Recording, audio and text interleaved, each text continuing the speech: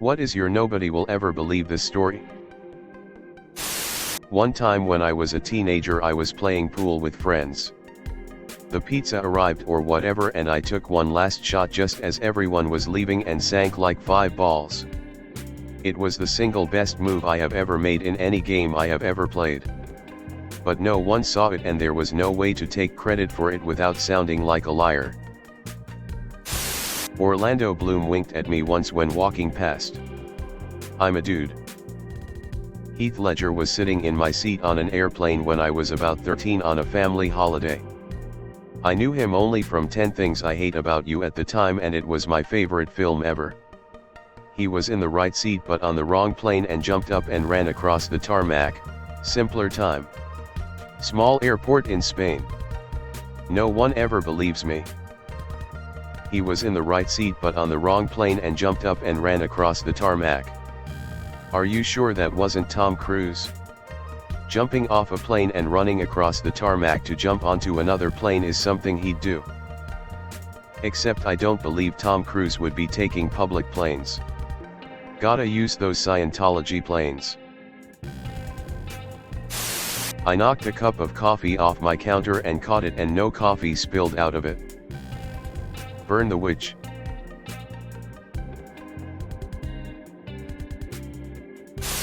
I saw a bird unscrew a light bulb once.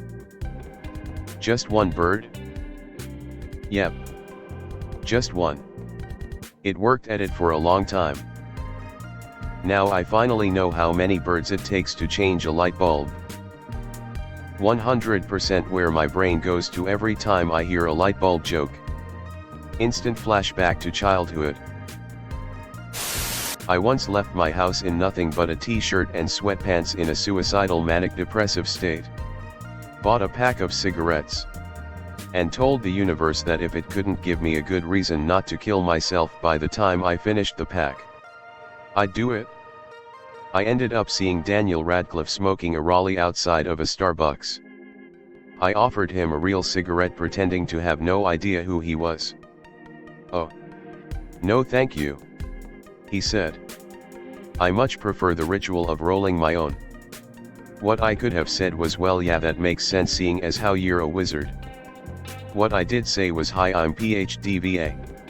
What's your name? Given my pact.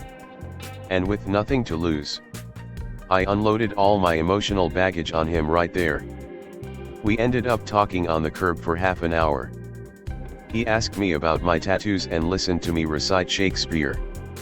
Eventually he touched my shoulder, looked me in the eyes, and said I know there's no good way to say this, but please don't kill yourself. He asked me some reasons why I don't.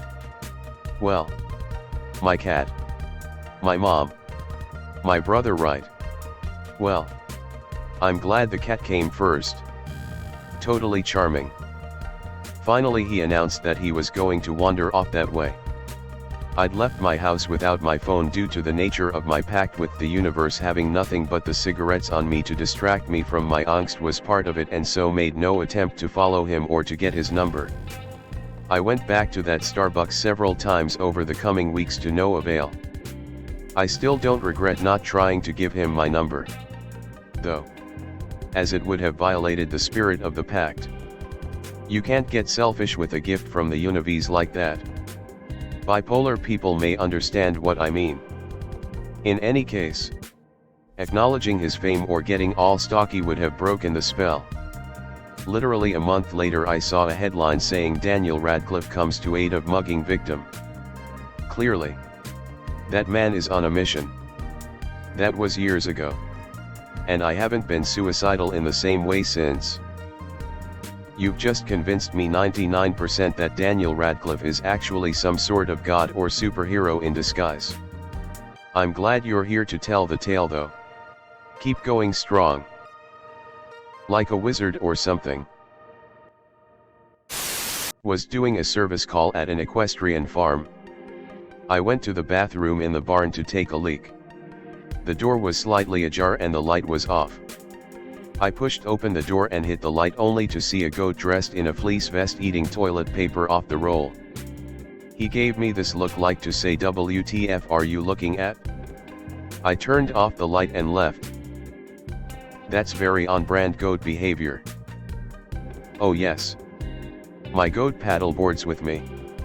While I was getting everything set up, he was busy cleaning up all of the littered maps around the grounds. Just doing his part thanks to his love of paper. You had me at my goat paddleboards with me. I was once arrested for dueling. That was the charge. Please. Details, sir. I went after my best friend with a knife and he came at me. The cops pulled up after about 5 minutes. We took off. They caught us. Charged with dueling. He had f***ed my wife. Oh wow.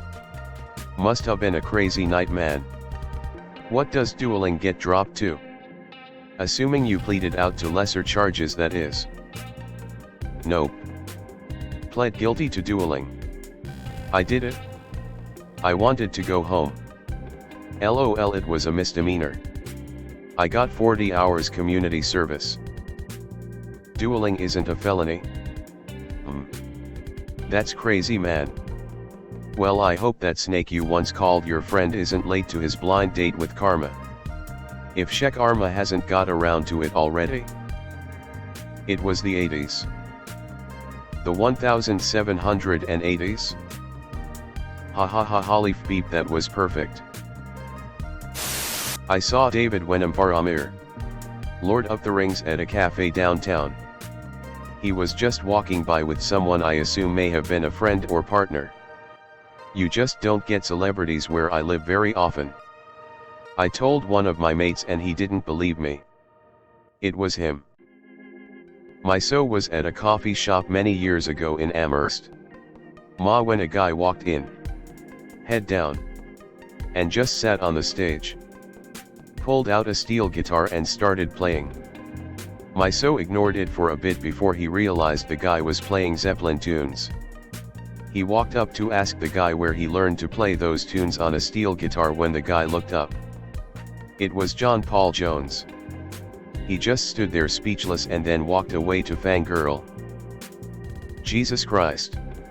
Lucky man. My granddad raised a crocodile in my mom's backyard pool on an island. While she was growing up, every so often they would take him out to sea and try to release him.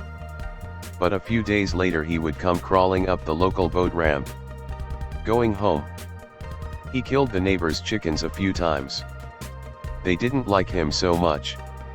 When he was taken into care at a crocodile park, they flew him on a plane to the mainland. He is one of the top 5 biggest crocs at his wildlife park. Edit. Picture proof in my profile. Second edit. Article written about Henry back in 2008. And one in 2019. Let me guess, Florida? Australia. The Florida of the Pacific. Was lying in bed watching a movie and too lazy to move.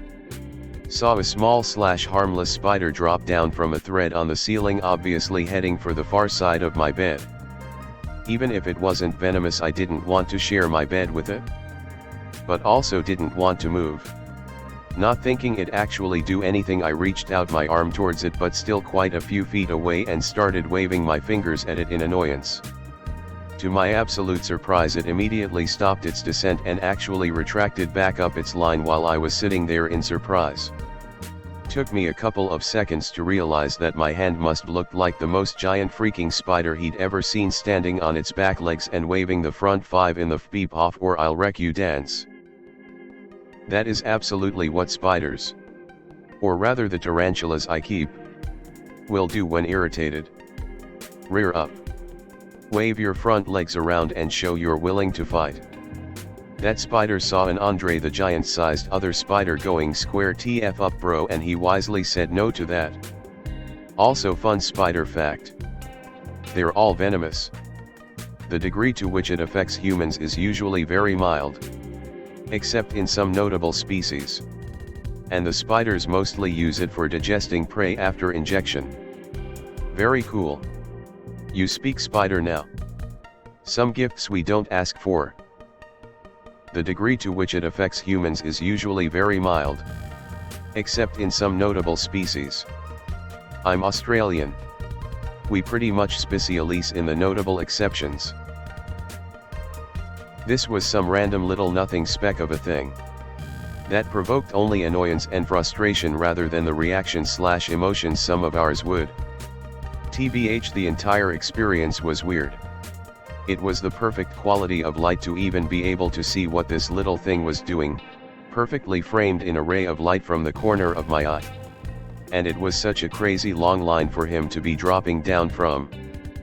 I don't think I've even seen something like that first half of the story before. And then the ending where he retracts back up the line was so smoothly paced it was like he'd hit the up button of a piece of machinery, though I guess you could consider the spinneret like organic machinery. Hey guys, if you like this video then smash that like button. Subscribe to the channel for more contents like this. And don't forget to press that bell icon to get notified for future videos. Thanks for watching. Click here to see more videos.